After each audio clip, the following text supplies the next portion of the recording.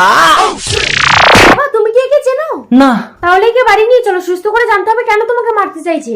ঠিক আছে তাই চল। প্রস্তুতি, আজ তো 1 মাস হয়ে গেল, ওর কি জ্ঞান ফিরেছে? না বাবা, টানা 1 মাস তোমার সেবা করতে করতে আমি যে তোমাকে ভালোবেসে ফেলেছি। আমি প্রতিজ্ঞা করছি তোমাকে যদি না পাই এ জীবনে আমি বিয়েই করব না। আমি কোথায়? তুমি আমার শোবার ঘরে। আমি তোমাকে ভালোবেসে ফেলেছি, তুমি কি আমার প্রেম প্রস্তাবে রাজি? না, আমি বিবাহিত। তোমার বাবা আমার বউকে তুলে এনে আটকে রেখেছে। আমি খুঁজে দেবো তোমার বউকে। চলো আমার বাবার পুরানো গোডাউনে গিয়ে দেখি। চলো। চলো। তুমি আমার গোডাউন থেকে চলে যাও মৌলি। আমার স্বামী আমাকে ভীষণ ভালোবাসতো, তবুও আমি তোমার সাথে পালিয়ে এসেছি।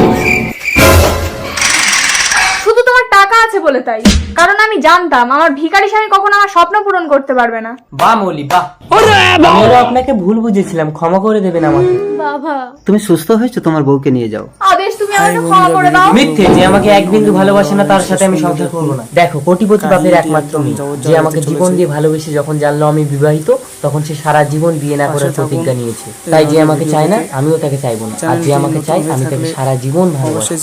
ছেড়ে দাও, আমি খারাপ, এই পৃথিবীতে আমার কোনো জায়গা নেই। আদেশ ওকে থামাও, গোডাউনের ছাদ থেকে লাফিয়ে মরবে। বিধির বিধান কেউ খণ্ডাতে পারে না, ওকে মরতে দাও।